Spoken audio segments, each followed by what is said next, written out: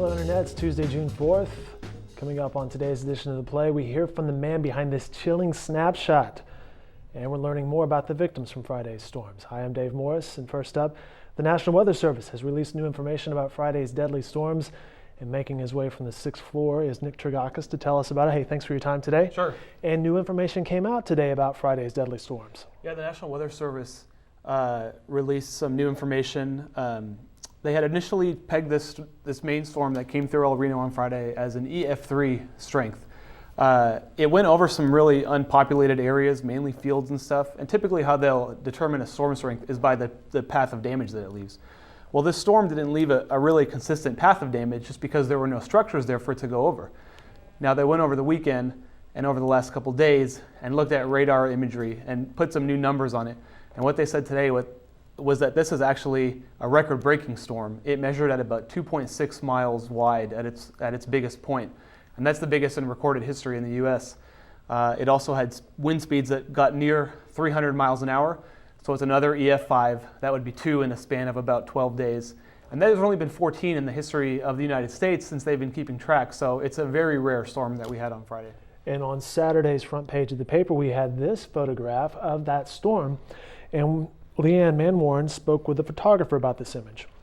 Yeah, the photographer is an employee for the Omaha World Herald newspaper in Nebraska. And he had been in town actually on Friday covering the College World Series of softball.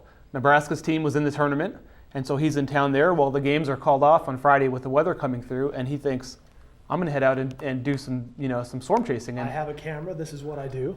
And so he went out and snapped that picture. Of course, as you said, we ran it on the front page of the Oklahoman on Saturday, and it really kind of tells the story. That was a massive storm, as we're learning more today. You know, it was amazing. We were watching that storm that night, and like, where is it? Well, that was it. It was that wide.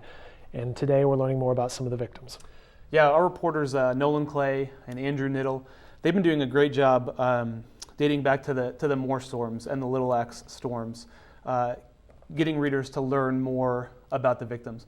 And they've uncovered a couple stories about victims of these most recent storms. We have maybe if you were listening to the news, you would have heard the first reports of people killed by the El Reno storm. It was a family whose car was swept off the road and a mother and an infant child. We've got their story now.